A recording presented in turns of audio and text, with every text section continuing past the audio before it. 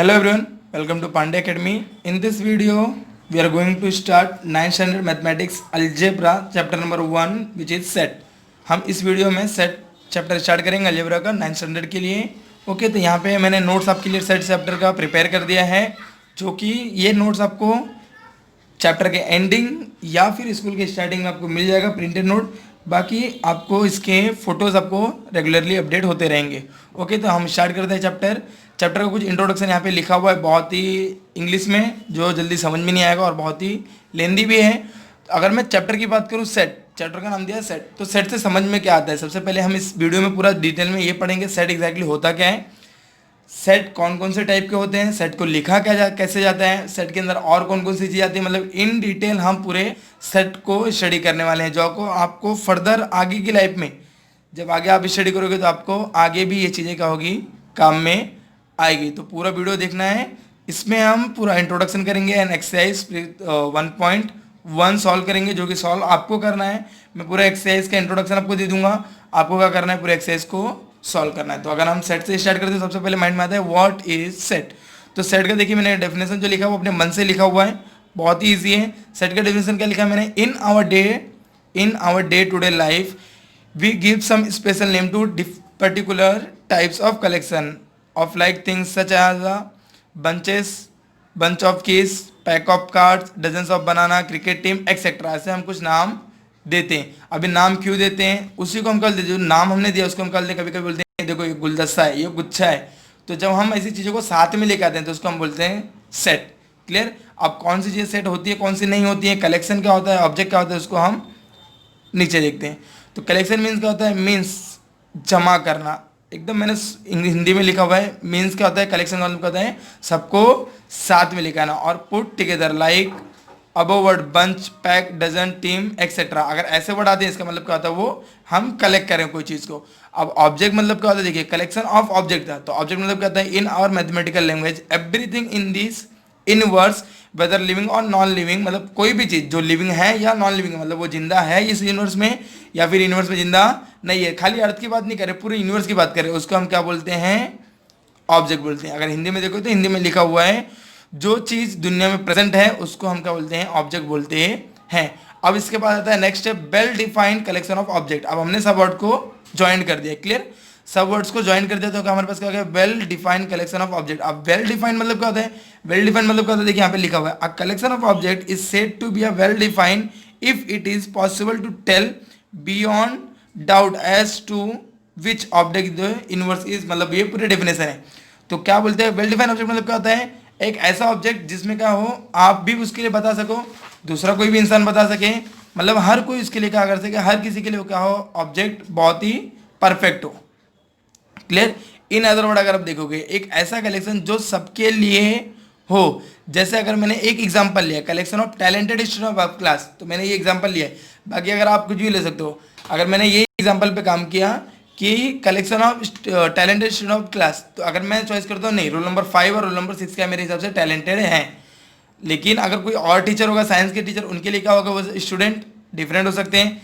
Next कोई और teacher होंगे, उनके लिए टैलेंटेड स्टूडेंट डिफरेंस हो सकते हैं। तो देखिए टीचर, हर एक टीचर के लिए टैलेंटेड स्टूडेंट क्या हो गए, डिफर हो गए। तो ये कलेक्शन ऑफ ऑब्जेक्ट नहीं है, ये कलेक्शन ऑफ ऑब्जेक्ट है लेकिन एक collection of well defined object नहीं है। क्लियर। अब collection of well defined object क्या होता है, collection of well defined object होता है, जैसे मैंने बोला नेचुरल नंबर। अब नेचुरल नंबर हर किसी के लिए क्या होगा, आप यूनिवर्स में किसी को भी ले लो, एलियन को ले लो या जानवर को ले लो या किसको भी आप ले लोगे, तो हर किसी के लिए कलेक्शन ऑफ नेचुरल नंबर क्या होगा, 1 2 3 4 स्टार्टिंग फ्रॉम 1 एंड एंडिंग हमें नहीं पता है। क्लियर। हर किसी के लिए होगा 1 2 3 4। अभी कोई ऐसा तो इंसान आपको नहीं मिलेगा जिसका नेचुरल नंबर 2 से स्टार्ट होता हो या 5 से स्टार्ट होता हो, ऐसा नहीं। अगर आप बोलते हो कलेक्शन ऑफ नेचुरल नंबर, खाली ये अगर आप बोलते हो, तो हर किसी का, दुनिया में कोई भी इंसान हो, उसका कलेक्शन कहाँ से स्टार्ट होता है, 1 से स्टार्ट होता है। क्लियर। तो अगर ऐसा सेट है, कलेक्शन है, तो उसको हम बोलते हैं वेल डिफाइंड ऑब्जेक्ट। अगर यहाँ पे देखो लिखा है, तो जो सबके लिए सेम हो उसको ही हम collection of well defined object बोलते हैं। क्लियर। जो पूरे यूनिवर्स में सबके लिए सेम हो। अब सेट क्या होता है, सेट का डेफिनेशन क्या है, अ well defined collection of object is called a set. Clear. ये सेट का डेफिनेशन है, अ well defined collection of object is called a set. Set समझ में आ गया आपको पूरी तरह से। तो हम सेट को जनरली रिप्रेजेंट कैसे करते हैं वो अभी सीखते हैं। The object in a set are called its member और एलिमेंट, मतलब जो सेट के अंदर होता है उसको हम बोलते हैं मेंबर। जैसे अभी मैंने नेचुरल नंबर का एग्जांपल लिया तो 1 2 3 4 क्या है, उसके एलिमेंट्स है।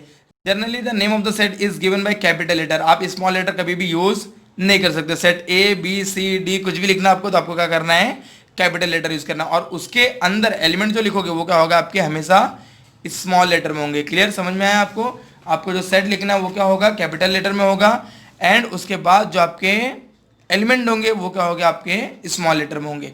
अगर आप देखते हो कोई सेट मैंने लिखा है उसको आप रीड कैसे करोगे, रीड कैसे करते हैं, if x is the element of a set ए, मैंने अगर सेट ए लिखा है उसका एलिमेंट क्या है, एक्स है, तो उसको आप रीड कैसे करोगे, हम मतलब मैथमेटिक्स में ऐसे लिखते हैं x belongs to A, which means that x belongs to A. Read आपको ऐसे करना है, लेकिन लिखना आपको ऐसे, एक्स ये ई नहीं है, ई नहीं बनाना है, हल्का सा सी बनाना है, उसके बीच में लाइन देनी है। क्लियर, और that x is an element of A, आप ऐसे भी रीड कर सकते हो।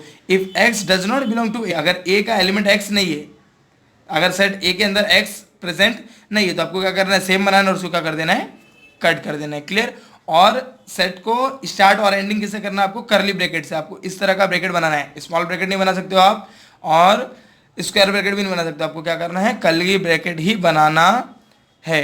ओके, अब हम यहाँ पे बात करते हैं कलेक्शन। अब एग्जांपल्स क्या होते हैं, सॉरी एग्जांपल्स क्या होते हैं, एग्जांपल क्या होता है मेरा, collection of natural number. Collection of natural number क्या है, हर किसी के लिए सेम होगा, 1 2 3 से ही स्टार्ट, 1 से ही स्टार्ट होगा वो, और एंडिंग पॉइंट भी किसी नहीं पता है, तो वो क्या होगा, हमारा सेट होगा। उसके बाद अगर एग्जांपल देखते हो, देखिए दूसरा एग्जांपल मैंने लिखा है collection of all vowels in English alphabet, तो क्या होता है, ए ई आई ओ यू, जो गोलमाल पिक्चर में बोलता है ना तुषार कपूर, ए ई आई ओ, तो ये क्या है आपके लिए, हर किसी के लिए वही होगा। आप कोई ऐसा बंदा तो नहीं होगा जिसके लिए 6 हो जाएगा, या कोई ऐसा नहीं हो जिसके लिए 7 हो जाएगा, ऐसा पॉसिबल नहीं है, इसलिए क्या है, ये सेट है। क्लियर, कलेक्शन ऑफ मंथ बोल सकते हो आप, बहुत सारी ऐसी चीज़ें, कलेक्शन ऑफ ब्लू पेन बोल सकते हो आप, ब्लू पेन बोल दिया तो हर कोई जितने भी ब्लू पेन है सब आ जाएंगे, हो सकता है ना, तो ऐसी चीज़ें क्या हो सकती हैं आपके लिए, सेट हैं। अब एग्जाम्पल ऑफ नॉन सेट देखते हैं हम। नॉन सेट का एग्जाम्पल क्या होगा, ब्रेव चिल्ड्रंस इन अ क्लास। ब्रेव मतलब क्या होता है, ब्रेव मतलब क्या होता है, बताओ बताओ बताओ, ब्रेव मतलब क्या होता है अपने, मतलब जिसको हम बोलते हैं ताकतवर बच्चे होते हैं ना, ब्रेव बहुत ही ब्रेव है, तो मतलब ये बहुत ही ताकतवर है, इसके अंदर बहुत ही हिम्मत है, हिम्मत वाला बच्चा, brave children in a class. तो ये डिफरेंस हो जाएगा हर किसी के लिए, किसी के लिए जिसके पास बॉडी है वो ब्रेव होगा, किसी के लिए पास बॉडी नहीं है वो ब्रेव होगा, है ना, तो हर किसी के लिए अलग अलग है। देखिए यहाँ पे मैंने लिखा है इसको एक्सप्लेन करते हुए, द टर्म ब्रेव या वेकेज and the classification of the student as brave shall be different as per the opinion of different teachers. So given collection is not a set, her teacher के लिए या हर student के लिए, हर person के लिए brave student क्या होंगे, अलग अलग होंगे, जिसकी वजह से ये पॉसिबल नहीं है। ऐसा बहुत सारी चीज़ें, जैसे अगर मैं यहाँ पे लूँ collection of beautiful flowers, collection of beautiful flower set है या नहीं है, सेट नहीं है। क्यों नहीं है, क्योंकि अब मेरे लिए कोई ब्यूटीफुल फ्लावर अलग होगा, मुझे रोज़ अच्छे लगते हैं, किसी को लोटस अच्छा होता होगा, किसी को कुछ और अच्छा होता होगा, तो इसके लिए क्या होगा, वो चीज़ें नहीं होगी। तो मैं आपके लिए क्वेश्चन देता हूँ, वो क्वेश्चन का आंसर आपको कमेंट बॉक्स में लिख के बताना है। ओके, अब आप बताइए collection of beautiful person in this world, ये सेट है या नहीं है, यस और नो, आपको आंसर आपके कमेंट बॉक्स में देना है। ओके, अब how to represent a set, how to represent a set, आप सेट को लिखते कैसे हम वो देखते हैं। तो सेट को लिखने के हमारे पास क्या है, दो तरीके हैं, हमारे पास दो तरीके हैं, पहला है लिस्टिंग मेथड और रोस्टर मेथड, और जो सेकंड है वो है हमारे पास रूल मेथड और फिर सेट बिल्डर मेथड। क्लियर, तो in this method we write all the element of the set in a curly bracket, मतलब आपको करली ब्रैकेट में रखना है। अब हम देखते हैं कैसे करना है, कॉमा डाल के आपको लिखना है। देखिए अगर मैं ये लिखता हूँ, देखिए ये इंग्लिश में लिखा होगा और आपको कुछ इस फॉर्म में लिखना है। क्लियर, तो इसको हम बोलते हैं, क्या बोलते हैं, लिस्टिंग मेथड। आपको सिर्फ लिस्ट बनानी है, जैसे हम लिस्ट बनाते हैं ना, आज मुझे चावल ना, मतलब मैंने आज यहाँ खर्चा किया, इतना खर्चा किया, उतना खर्चा, तो हम शॉर्ट फॉर्म में लिखते हैं बस, सिर्फ 1 2 3 4 5 6 बस वैसे। तो मैंने क्या लिखा, let A be the set of all odd number less than 10, 10 से जो ऑड नंबर है उसका सेट क्या है, सेट ए। तो मैंने ए लिखा। क्लियर, आपको ऐसे लिखना है, capital A equal to curly bracket 1 odd number है, कॉमा 3, आपको दो एलिमेंट के बीच में क्या करना है, कॉमा प्लेस करना है, देन 5 7 एंड 9। आप ऐसे भी लिख सकते हो, मतलब प्लेस आप चेंज भी कर सकते हो, इंटर प्लेस से कोई प्रॉब्लम हमें नहीं है, लेकिन आपको नोटेशन प्रॉपरली ऐसे ही यूज़ करने हैं। आप ये स्मॉल नहीं लिख सकते हो, यहाँ पे अगर आपने कॉमा नहीं दिया तो 13 हो जाएगा एग्जैक्टली, मतलब वो रॉन्ग हो जाएगा क्योंकि 10 से मोर देन है।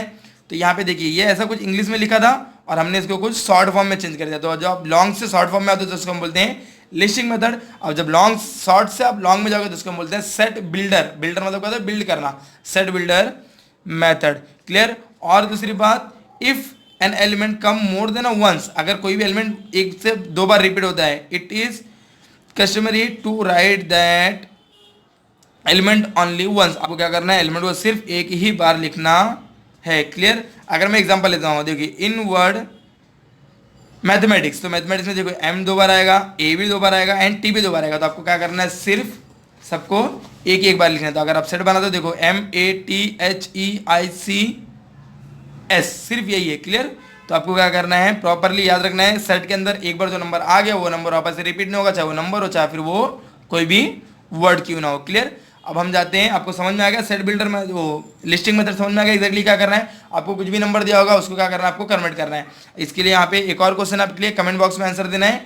Set of even number less then 20, मैंने क्या बोला है, क्वेश्चन ध्यान से सुनना और इसका आंसर कमेंट बॉक्स में देना। Set of even number less then 20, इसका आंसर आपको बताना है कमेंट बॉक्स में कि इसका लिस्टिंग मेथड क्या होगा, इसका आंसर क्या आएगा। ओके। अब हम जाते हैं रूल मेथड पे, जो हमारा इस वीडियो का लास्ट टॉपिक है, रूल मेथड और फिर सेट बिल्डर। अब बिल्डर से आपको समझ में होगा बिल्ड करना, बिल्ड मतलब छोटी छोटी चीज़ों से आपको क्या करना है, बड़ा करना है। क्लियरली।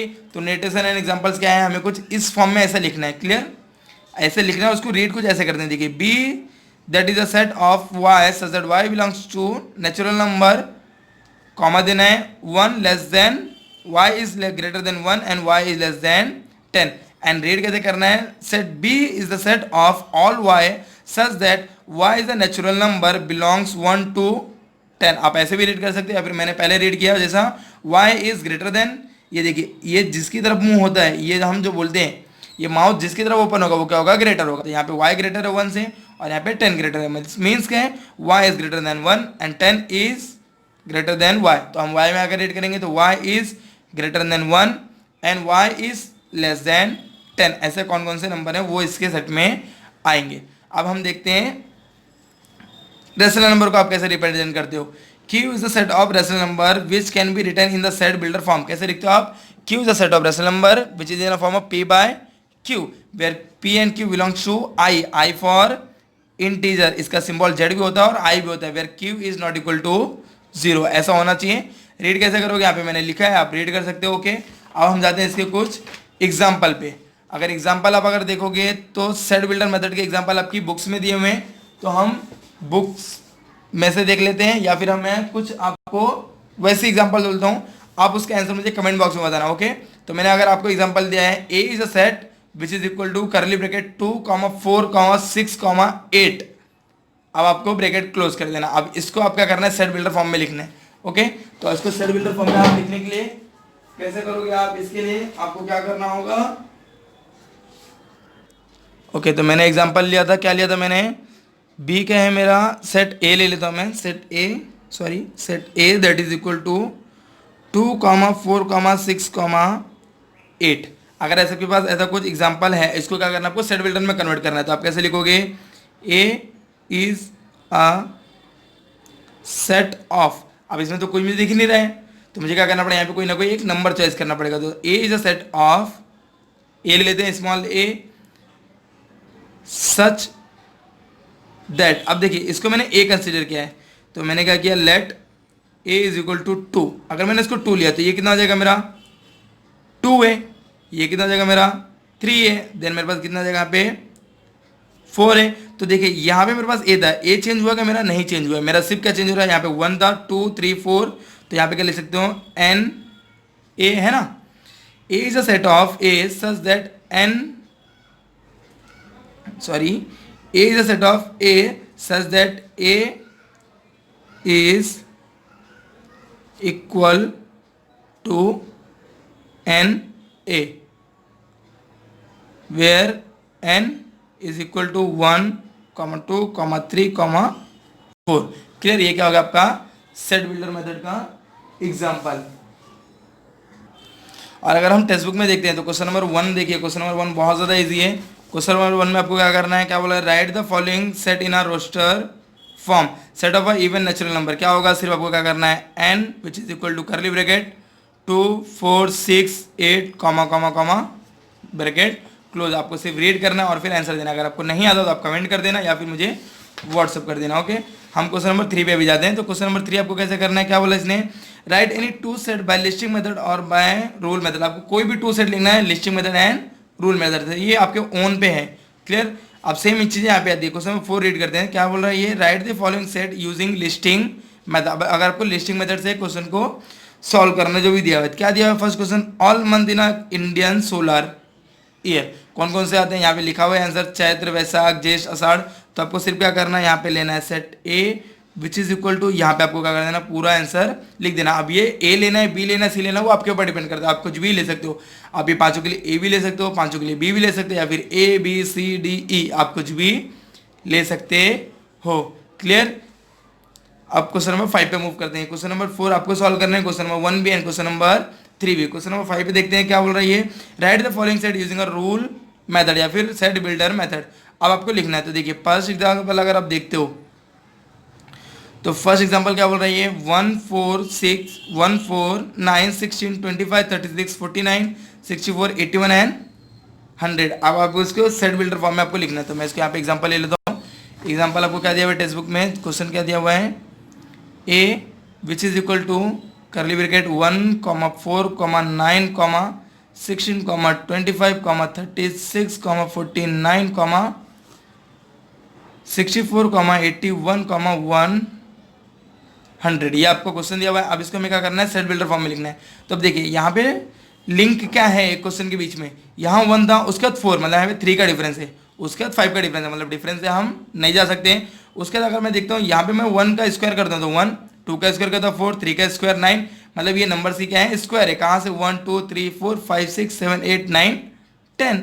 तो अगर मैं इसको ए कंसिडर करता हूँ, क्या कंसिडर करते हैं हम, ए, और अगर एलिमेंट x को हम क्या करते हैं, सेट ए के एलिमेंट को हमने ए कंसिडर किया है, और यहाँ पे हमने नंबर देखो चेंज हो रहा है, तो हम इसको क्या लिख सकते हैं, n स्क्वायर लिख सकते हैं। तो मैं क्या लिख सकता हूँ इसको, a which is equal to set of x such that set of a such that a that is equal to n square. और फिर क्या है, n जो है मेरा वो नेचुरल नंबर को बिलोंग कर रहा है, तो हमको यहाँ पे लिखना पड़ेगा ये किसको बिलोंग करता है, नेचुरल नंबर को। और क्या है हमारा, n is less than and equal to 10। Clear, ये 3 चीजें हैं।